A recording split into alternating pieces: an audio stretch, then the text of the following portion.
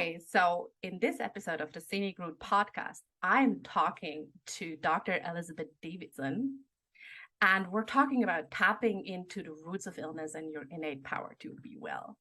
Elizabeth, thank you so much for joining me today. Oh, thank you so much for inviting me. I'm really excited to be here. Yay! So, I remember, that's one big thing, tapping into the roots of illness and your innate power to be well, and how we've heard your bio, you have quite an extensive not only medical background but also personal experience about living with illnesses. Do you kind of want to give more meat to the bone on how everything kind of started for you and kind of clicked into place for you? Sure. I don't know if clicked into place is even the word because yeah, or if it's ever gonna happen, or well, it's just been so much building the whole time. I started having migraines when I was 4, and then joint pain when I was 7, and then symptom after symptom just adding on and getting worse my whole life. And so I recognized early on, though, that the things that I was being given to help with the symptoms weren't working. Whatever medications I was going the Western medical route with all of that stuff, the diagnosis and then medication to deal with that diagnosis, that wasn't working for me. And so I started shifting what I was doing for myself as far as mostly eating when I was 10, because I was like, I can't take these medications anymore. They just make me sicker. And so what else can I do? And so that diet shift, like elimination diets, I think most people are familiar with eliminating a food from your diet, seeing how you feel. Yeah. And then what were the big ones that eliminating made you feel better? The classic ones, like sugar, like gluten, dairy. Probably sugar was the only one that really made any sort of difference.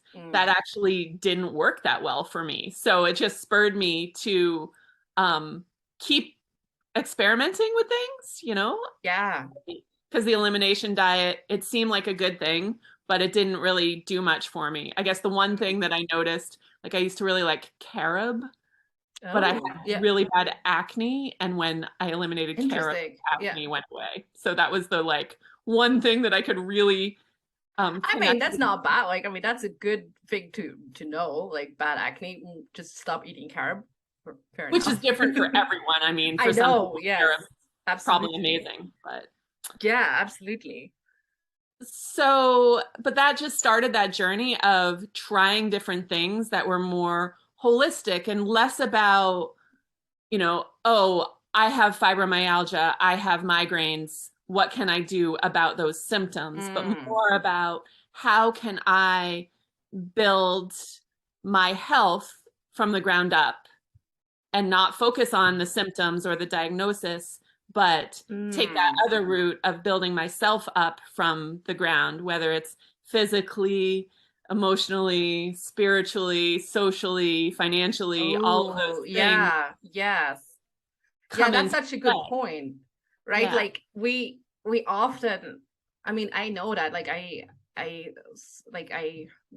it took doctors I don't know, 20 odd years to diagnose my endometriosis, and it really kind of showed up in a big way after giving birth, in all fairness.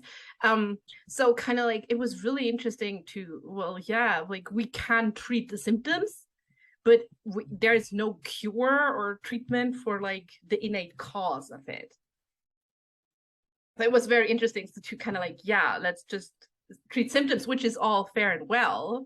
But as you said, I really like that, hey, there's so many more layers to what is actually what is health or what is well-being. It's not just do I feel physically well? Yeah. And with something like endometriosis, there's so many things that can help your whole hormonal system function better, whether it's just regulating your blood sugar or like often. So I'm also trained to read blood work in a very holistic way. So that's one of my specialties. And Mm, typically with people with endometriosis, one of the things that's off is their blood sugar regulation. mm, And when you fix that, your hormones can work a lot better. And the other thing that's often off with that is cholesterol. Not mm, that it's too high, but often more likely that it's too low. mm. Oh, Cholesterol that's is the interesting. base for all Yeah. your hormones. So if you don't have enough cholesterol, Yeah, usually you're worried like, oh, it could be too high. Like, yeah, yeah. which is often kind of a myth. Like if you eat a like whole food diet, then your cholesterol, even if it is over the 200 that people want it to be, like it's not that it's affecting you badly. It's probably that your hormones are functioning better, you know? That's So so there are so many interesting. layers to that. And those are just two of the like Yeah, yeah. I blood mean, markers. mm, But then why is that? Why is your blood sugar off? Why is your cholesterol high? How can we get you functioning better to mm, affect those numbers? And then the endometriosis magically goes away. yeah, yeah. That's so interesting. Like, I mean, and it's not just for endometriosis, right? Like, I mean, it's Of kind of course. like looking at, hey, obviously we want people to feel better, and how can we take this in from like a physical point of view, also like emotional, mental, spiritual, financial, like, and I mean it's also kind of hard. Like, I don't expect one doctor to kind of like take care of all of this, right? Like, I mean, it's so layered. Sure. Even if you're coming at it from like a holistic point of view, like, and I feel that sometimes that was my experience with doctors. They were kind of like, oh, I the doctor have not found a solution, so no one else will. And it's kind of like, well, you couldn't find something in like the physicals or the blood or whatever genetics department, but maybe if someone else who has like a different specialty or a different focus, right? Like, I mean, a heart surgeon would also not operate on the brain because it's not his specialty. So I often, yeah, feel like, hey, what if it could be more of a collaboration Hmm. instead of like, yeah, couldn't find anything. Sorry. Like, there you go. Good luck. Well, that's what happens so many times. And I feel like specialist can be a really difficult place to be because you have that tiny Mm, little lens to look at. Like maybe you saw a hormone specialist, so they're just looking at your uterine area and your mm, hormone levels and not taking into account all of those other things that are like your blood sugar, your mm, diet, your your stability at home, maybe your satisfaction with your work, mm. your stress level with how well your baby's sleeping, Yeah, or you yeah. know, all, Sleep, baby. Like, right? All of those other things. And so and that's the other piece too that never really gets taken into account is like your family health and your community health and your cultural health. But like if something's off with your baby, of course something's going to be off with you because you're not going to get enough sleep. You're going to be stressed out about this person you're taking mm, care of. And yeah.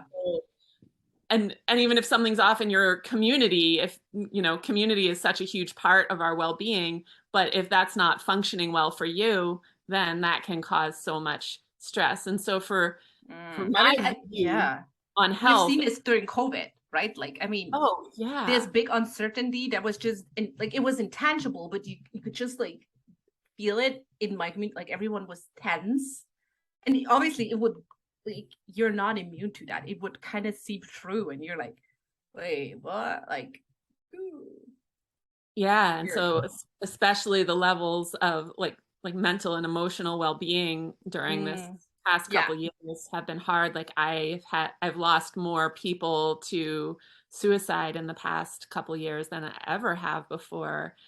Mm, Um, and maybe they got diagnosed with depression, maybe they didn't, but the diagnosis is never really what matters for me because that narrows it so far that you don't see that holistic view. And mm, so I really love helping people kind of widen the lens of what's troubling their systems. Like why they have these symptoms rather Mm. than naming it and putting a pill on it. Like, Yeah, yeah. I mean, I remember like at first, I was kind of like relieved that whatever I'm going through, like, I mean, what I was going through had like several names because no one was really sure. yeah. And I remember I was kind of glad to have a name for the thing to kind of like, oh, okay, this is now kind of like the starting point of like my research and where I can like start figuring things out. And at the same time, I knew, okay, this is not gonna do anything. Like, there's not even a pill they could give me. Like, it's not really, yeah, okay. For that, for a lot of illnesses, there's not really like a treatment. But I said, like, this is, yeah, so interesting, like, growing up, like, how like, community health and family health. But, like, sorry if I want to lead back to, since you've been, like, growing up with illnesses, like, when you start at age 4 and age 10, like, how do you feel growing up with like illnesses that were hard to diagnose or a lot of times unsure what you're dealing with, and you kind of like had to have a lot of self-initiative as well?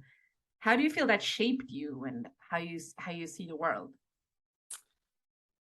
Oh, wow. I mean, it was definitely a huge driver for me and has gotten me to where I am. But, in some ways it's been challenging because it's hard for me to like trust what doctors say a lot of the time Mm, because, that I guess that the view of health that I got as a kid was so simplistic, you mm, have this diagnosis, you take this medication, but then it didn't work. The mm, medications made me sicker. So then I was like, so it gave me this view of that there's more going on because if mm. the diagnosis medication pairing doesn't work, Yeah. then what else is happening? So it always made me want to search deeper and question Mm, everything. mm. Yeah. um, and figure it out. So it made me very curious Mm, and and yeah, driven to just dig deep and figure out what's actually going on, and look deeper than just okay, this set of symptoms equals this disease, mm, because that to me just kept losing meaning as I was diagnosed mm, with things, and then there was no solution for it. Like that mm. for me, that meant that it just made things lose meaning as far as diagnosis and solution. It made Yeah. me realize it wasn't that simple. And just looking at all the other layers and all the other reasons and really digging deep for whatever that foundation of health can be. And, I did wind up going to medical school. I got a chiropractic degree, which is chiropractic is focused on the basis of their philosophy is vitalism in that everything's connected. Whereas Mhm. MD education is more focused on mechanism, where we have all these separate parts and we need to get them working. Mm. And it was interesting for me looking too at like the MD education getting zero nutrition training. Yeah. I was a chiropractor and I got 60 hours, which I felt was like the super basics. And I've Mm, studied it like probably thousands and thousands and thousands of hours. mm. But just that, you know, you, one of the most basic things, like I feel like feeding yourself is one of the most basic parts of life, you Yeah, know. I don't know. I read somewhere, and you probably you can correct me on that. Like that, you kind of like if you want to put on any kind of numbers, like 65% or anything kind of like that, it's kind of like how you can with you can like contribute to your own well-being through nutrition. Like it's really not just like, oh yeah, it would be good, but it's actually like a really big pillar of your well-being. For sure. And calories don't really have anything to do with nutrition. And that tends to be like the medical focus is Oh God, calories yes, or not yes, calories. yes. Like I mean, I yeah, I God, there yeah. I mean that could fill an entire podcast episode. I mean, I was yeah, no, but I mean I was like I mean that goes back to like how it took probably forever like MDs to kind of like diagnose my endometriosis and my celiac disease, because like I don't look like a typical person with celiac disease because I'm fat, and like it's just okay, there's a stereotype for whatever, sure. And kind of like, oh, like, and I had this like issue, like I know now, endometriosis, hormones, huge influence on your metabolism. Celiac, if you've, I mean, I'm an undiagnosed celiac forever, so like if you have like autoimmune diseases and you're not treating it, insulin spikes and so on, like at one point your body is just gonna react to that and have a different way of handling things like calorie intake and so on. So I was like, well, thank you kind of like for misdiagnosing me just because I don't know, I don't look like a typical celiac person or something. I don't know. Mm-hmm. It was very interesting. And Yeah. obviously, of course, whenever like when I would always kind of like talk to doctors, they're like, oh, but you're actually, you know, something about like how the body works and like biology, and like, well, I'm not an expert. I kind of really had to get to know my shit because like you, all the doctors were telling me different things, and I was like, that's, I don't know, something is something doesn't. I got like the one diagnosis, and I was like, no, I don't know, it doesn't, it's not really explainable, but it didn't feel like, yes, that's it. It was just, yeah, I don't know, maybe okay, like I'm just taking it on and like park it. And I kind of had to become an expert, right? Just to kind of, or in what, in me, I'm already an expert in how and like illnesses show up in me, but I really had to, yeah, talk to doctors and like stand up for myself. Like, what is your experience? I feel that was really hard because you're so trained that like, oh, the doctors, they know. And I love that you bring that up because that's part of my favorite part of medicine really is just teaching people that you know your body better than anyone because Mm, you live in it 24/7. mm. And especially most doctors that we see, you know, they see you for like 15 minutes a year, you know? Yeah, yeah, well, So, yeah, hopefully also like you don't want to, and yeah. if they disregard what you are saying and feeling about your body, because that feeling part, that's not to be brushed off. That's one of your most powerful pieces is your intuition. And a lot of Mm. people are like, oh, I'm not intuitive. Well, we're all intuitive. We just often brush it off and don't tune into it because we've been taught that that's not really real. But Why do you think that is? Like, yeah, we're brushing it off because we're taught it's not real. I'm like, why do it's you think not we're getting this like taught that it's not real? Well, it's not necessarily tangible. You know, it's not something you can Yeah. measure or like do a double blind study um, or you know, and you can't really see it. Um, but intuition is probably the most real thing that we have. You know, you're probably familiar with the term Mm. gut feeling. Yeah, Yeah. always. Yeah, and I mean there has been recent, like there is a lot of research done like in the past couple of years where they're actually can show like biologically, biochemically, whatever, that you kind of have a second brain in the gut. Like it's Yeah. actually, it's not just the term gut feeling is not just like, or like gut decision or whatever. It's not just like where there's smoke, there's a fire kind of way. So yeah, Yeah. that's a really, really good point. And so, yeah, I always come from that place where you know your body better than anyone. And Mm, if you feel something is off, like you were like, ah, this doesn't feel quite right with your mm, diagnosis, then you're right because you know on a deep, deep level that you can't even see. You may have also heard that, you know, we only use like 10% of our brains. I yeah. don't, I think that's like maybe the measurable part, but we're using the rest of it. We are really using the rest of it, but we often don't see that because we're so Mm, busy, you know, doing what's right in front of us, what we can see and smell and taste and whatever, when there's so much that lies beneath that where you're you know, we're getting all these intuitive messages all the time, and Mm. you have that slight like, oh, you feel like, you know, like the eyes on the back of your head, like if you feel like you can tell if someone's looking at you in a weird way, even if you can't Yeah. see them, Yeah. or you can tell like sometimes you get up in the morning and you're like, I don't feel quite right about this. And maybe you drive a different way to work that day and there's a crazy accident where you would have been. You know, Mm. all of those things, those are us being like connected to the whole collective consciousness. And Yeah. it's all part of our intuition, which we have deeply individually, but also connectedly. And when you brush that kind of stuff off, then you really, you know, not tapping into your full intelligence. And Ooh. Yeah.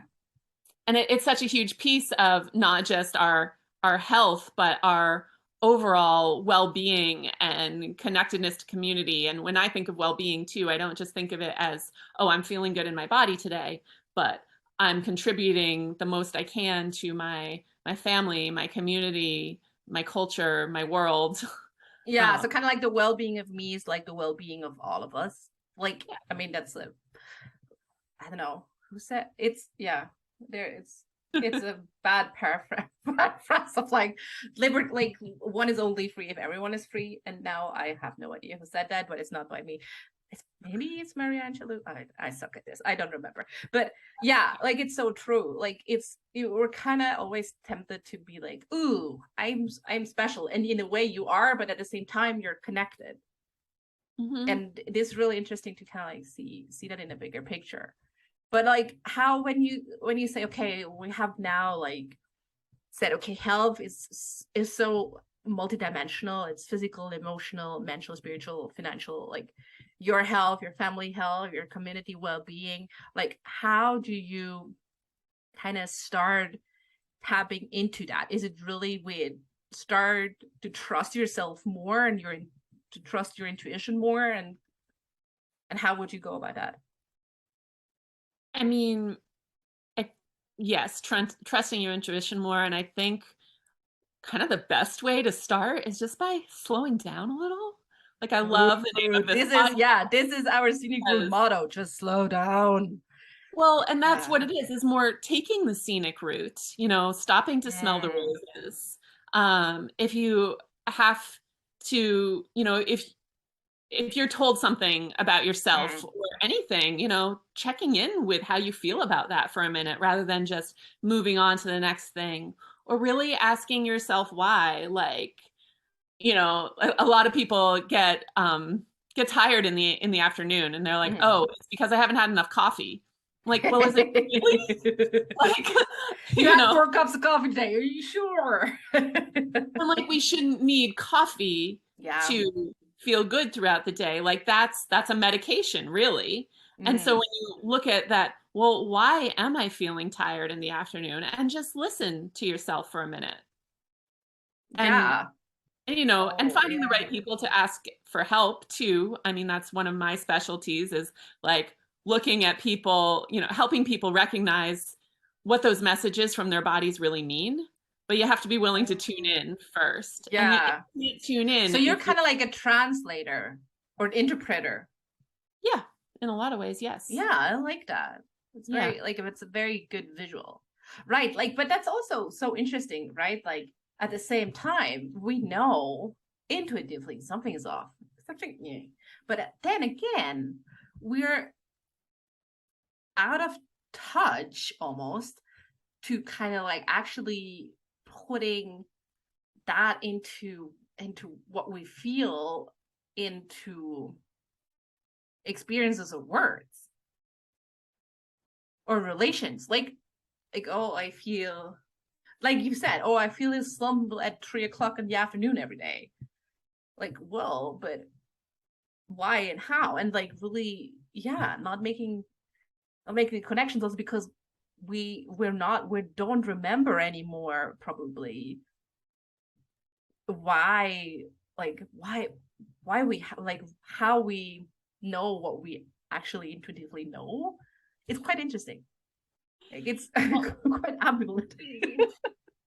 I get what you're saying though, and I think the first step really is just trusting that you do know. Mm, Trusting that you're right. Like trusting yourself is such a huge thing.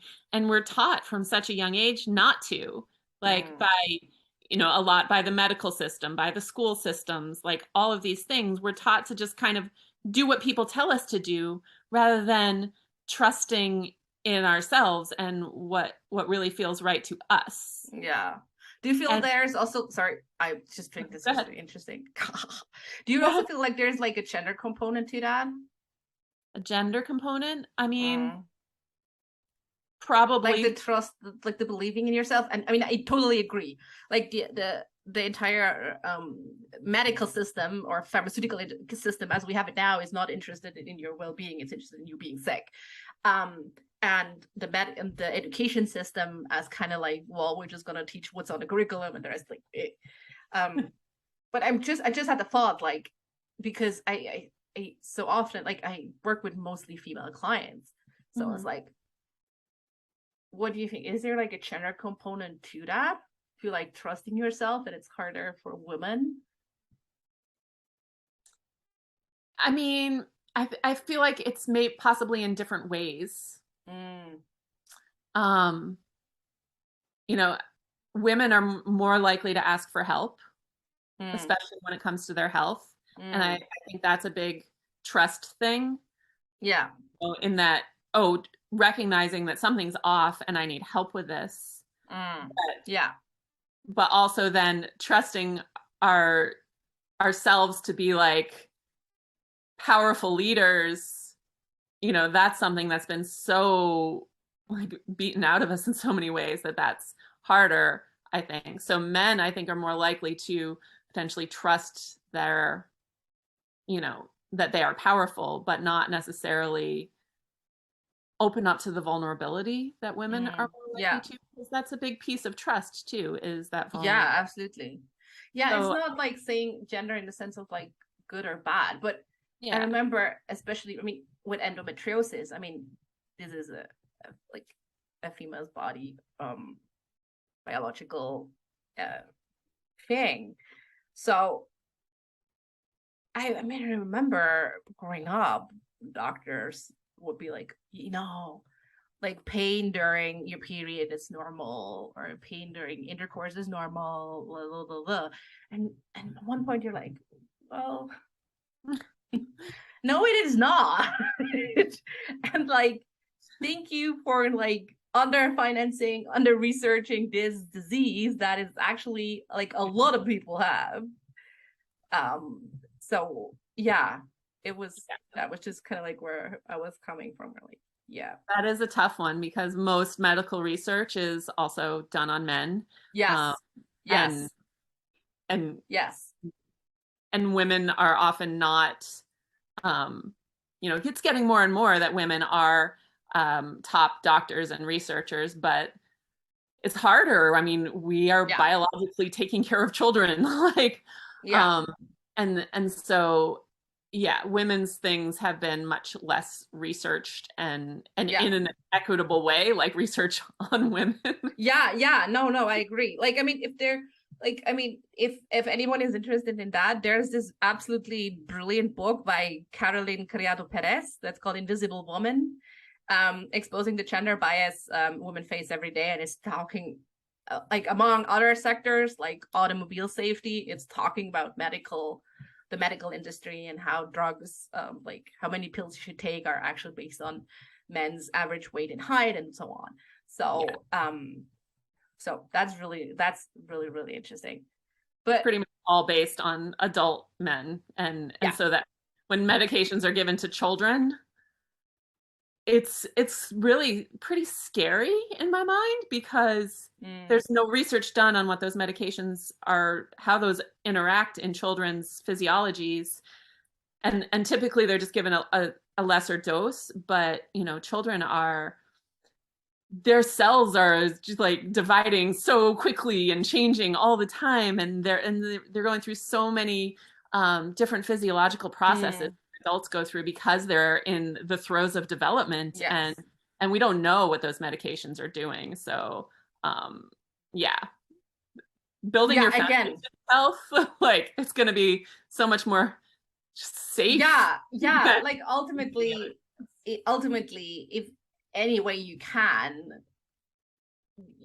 there should be a way without like with like a responsible way of taking medicine, right? Like it's not just, oh, I'm just, this is secure, I'm just gonna take another pill. But sometimes, yes, you gotta have to, because it can help you feel better. But it's also about really be like, hey, as you've said, you taken medicine, it did not make you feel better. Okay, so what? Like, how can we tap into this? And I feel it's really interesting to kind of like see, okay, we're gonna start with actually trusting yourself. And I also like what you said about like it's actually with slowing down and realizing, hey, slowing down enough to actually realize if there is like a change happening in my body or in any layer or part of my well-being, or if there is not. Yeah. Yeah, slowing That's super down and powerful. just listening to yourself is such a huge piece. And then, I mean, doctors are important, obviously. Yeah, like absolutely. I I, like I fully agree. I want to help more and more people, but if if you're going to a doctor who makes you feel disempowered in Mm, your decisions yeah. and your intuition about what's going on with you, Yes. then Yes. that's not the right doctor for you. And I Yes. highly recommend you seek someone out. If they Yes. disregard what you say about what's going on in your body Yes. and Or what, what do you want, right? Like, I mean, what do yeah, you want? exactly. Then that's not a good fit. And it's worth looking for someone Yeah. else. I've the medical profession has been in such a place of power for so long that we're just taught to do whatever they say. Yeah. And when what they say or do completely disregards you as a whole person, then that's not a healthy choice. And so Mm, I highly recommend that, if you're seeking a good doctor, that, you feel respected and heard, mm, and and that your needs and wishes are taken into account. Like if you don't want to take yeah. medication, or if you question why you should be put on, like, high blood pressure and cholesterol medications are Mm, so super common. And I believe they should be highly questioned because, okay, one, why is your blood pressure high? What is that doing for your body at that moment in time? Maybe you need your blood pressure to be higher because you've got something really big to heal. Or why is your cholesterol high? And why is high cholesterol bad? Like if you're asking your doctor mm, these and getting like the kind of just because I say so answer, then mm, you're not getting what you should get out of a doctor. And yeah. so really looking for someone who can support you in Yeah. what you want, answering your questions, not just prescribing you a medication, but giving you all the reasons why you should take that, and why that marker that's coming up that's indicating a medication, why that's even a thing. Because so much of that is, well, a lot of it's dictated by, as new drugs come out, numbers that are desirable change. Mm. And is that healthy? I don't think so. Yeah, and I Um, mean also like markers change, right? Like I mean, I don't know, a couple of years ago the marker was higher or lower, and like yeah, it's hard. Obviously, you cannot know these things, but I feel it's so important that when you go into like going to see a doctor or any kind of healthcare professional, and you're like, no, I don't feel like I am taken into account. I don't feel I'm taken seriously. I feel like I'm judged because of, I don't know, my weight or whatever. yeah, If it's in your power, go seek someone else. yeah, for sure. Yeah. I mean, I remember, I just remembered my former gynecologist. He not once, like during all the times I saw him during my pregnancy, he not once asked me how I actually would like to give birth. What? He just kind of like had like, this is the perfect plan. Now I'm like, yeah, I'm not really, no, this is not actually what I want, but thank you. Like, Oh, I thought wow. we gotta have like a talk about it. Yeah, that's why I said former. It was really bad. He also believed that I do not have endometriosis, but then like the surgeon, she strongly disagreed with him. But that's like a topic for something else. So I really like that. Yeah, really be how it makes you feel, and kind of like also like taking into account medical advice, because yes, we need them. We need doctors, like they studied and they learned and they know many things, but not like letting them completely kind of like, if you feel there's something off, Mm-hmm. don't kind of just give your agency away. To kind of like really be like, hey, no, actually, I don't feel good. I don't feel well. I don't feel safe here. Maybe, yeah. Let's keep our eyes open and explore other routes. Yeah, and when it comes to, just getting a prescription for a symptom, like, if that's the route you want to go, okay. But I feel like in from my medical training that first, you know, medicine is based on that first do no harm kind of thing, right? Ideally. And that first, you should be looking at things like, okay, how much water are you drinking? Is it good spring water? Is it like Mm, nourishing your cells? What's your diet like? Is that mm, nourishing you? Are you getting enough sleep? mm. Um, Yeah. what's your exercise like? Do you get enough fresh air? Are you getting outside daily? Are you feeling supported in your home life? Yeah. Are you feeling supported in your work life? Are Mm. all those things in place that meet your basic needs? Your Yeah. needs, and is your housing good? Like your needs, Yeah. you remember that Maslow's, Maslow's pyramid. Yes, yes, yes, yeah, yes. thing. Then, so those things should be first, just Mm. nutrition and shelter and safety. If you don't have those things, then, you know, taking a medication isn't going to really do anything good for you Yeah, because unless like you're in really like an acute emergency. Like, yeah. but other than that, if you have a bit of a headache and you're popping a pill, you're, Yeah, and I'm not saying yeah. don't ever take medication, No, obviously, God, please, but no. but first look at that foundation of your Mm, well-being. And so that's, a huge place where I come into people's lives is helping them figure out what that foundation looks like and other ways to do it. Because a medication is always more stress on your body. Even if it helps that symptom in the moment, it's mm, always more for your body to figure out, and it's going to cause yeah. other things. And you've seen the thing where like you take this medication and then you have these side effects. So you Yeah, you take need them. a medication for that side effect, and you need a medication for that side effect, and it's kind of like going in circles. And so you're totally undermining your foundation. Mm, And so getting that foundation really strong, then you're likely not even going to need to have other interventions like medications or yeah, surgeries or any of that stuff if yeah. you get that foundation built first. Yeah. And I I love mean, that because that's also kind of like, I mean, the things you said, like, are you drinking enough water? I mean, boring, but yeah, I mean, you gotta drink water. Like, are you feeding yourself well? Are you sleeping enough, right? I mean, those are all things that, and that's why they're so powerful. You have the innate power to control that. I mean, yeah. of course, sometimes like it's not in your control if how much you sleep if you have a newborn, but then okay, I can have other, like maybe I can dial up my nutrition Mhm. pillar or my water pillar or like my whatever, taking a hot bath pillar, dial it up to kind of compensate for that. And I Yeah. feel this is really like a powerful message, because then you realize, oh, okay, I actually have kind of like the ability to be well. Hmm. And it's also scary because it puts a lot of like agency back to you and like responsibility, and you're like, you're actually like, go adult now, you're actually responsible for your health.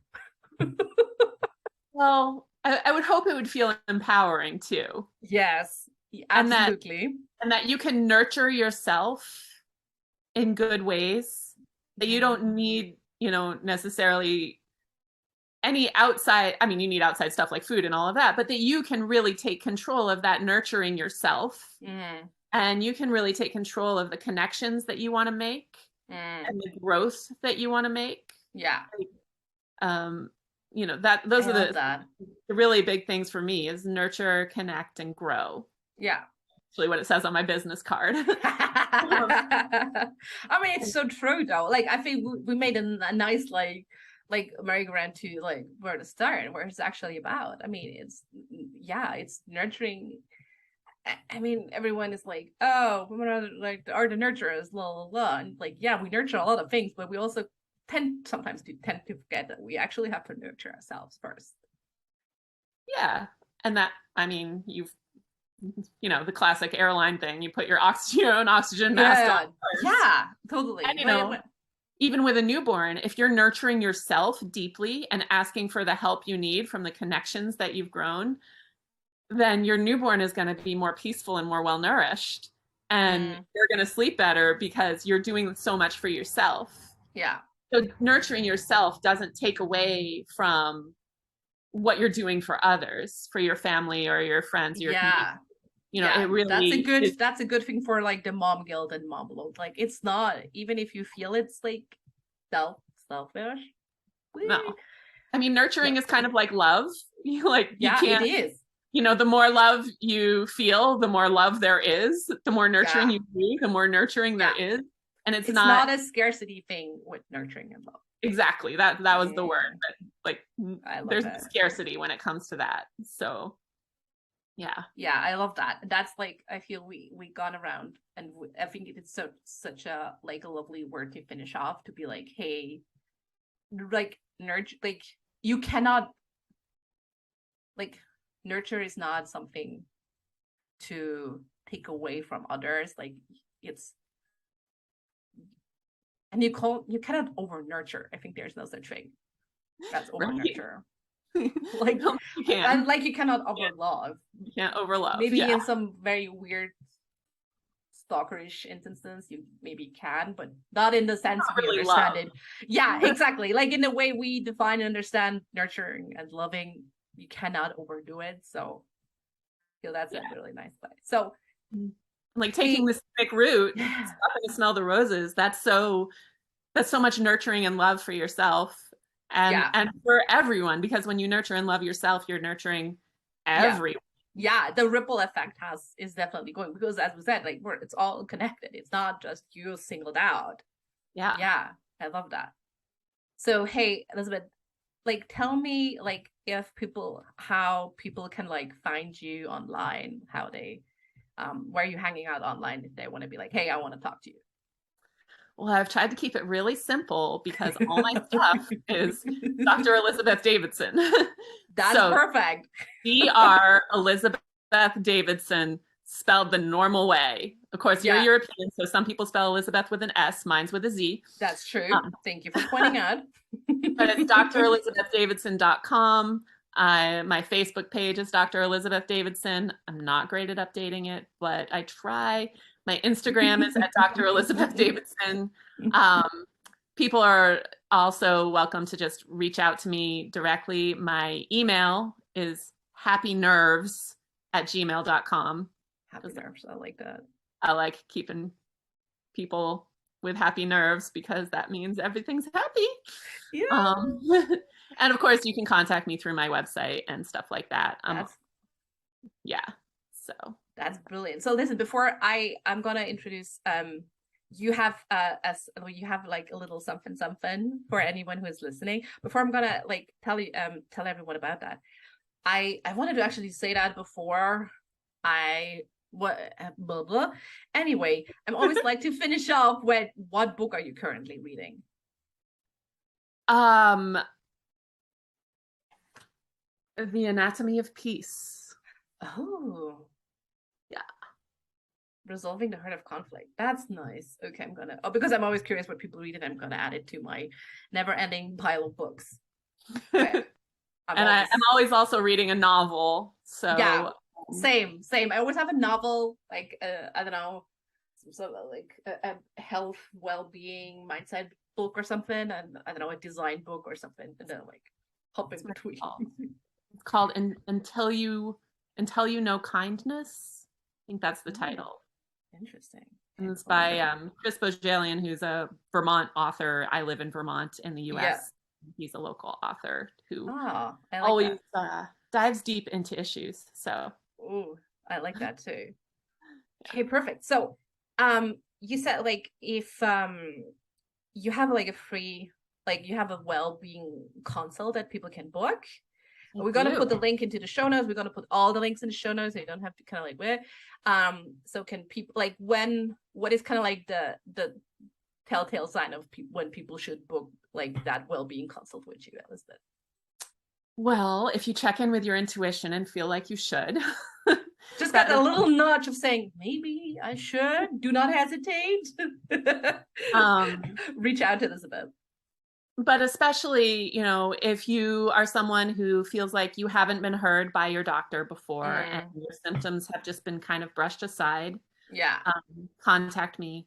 If you've been dealing with chronic illness for any amount of time and you really want to kick that out of your life, and chronic illness, people think of, I think, fibromyalgia, chronic fatigue, that kind of stuff. Yes, for sure. But also things like depression, anxiety, yeah. And that kind of stuff, whether it's physical or emotional, like I can help you find the roots of that and solve it so you can reclaim your life and live on your terms rather than on your illness's terms. So that's a big key if you feel like you've been living on the terms of your building your life around if you're scheduling your life around symptoms and like dozens of appointments and stuff like that to manage your symptoms, one, I've been there. It's not a fun way to live. Yeah. And two, I have some really simple solutions for people to heal the roots and get out of that. So perfect. Oh, I love that. Okay, so yeah, if you feel like a little nudge, hop on, like reach out to Elizabeth. Hey, listen, Elizabeth, thank you so much for talking to me about like how health is really like a scenic route, a slow lane too, and going step by step and having the same core things that are important, like listening to yourself, trusting to yourself, and really be like, hey, you're the one in the driver's seat and you have the innate power to be well. That was really powerful message. So thank you so much for joining me today. Thanks so much for having me and for creating your podcast. I love that idea of taking the scenic route wherever it may lead you in health or wealth or happiness or all of those things that are all really so deeply connected. So thank you for being such a cool creator. Hey, thank you so much.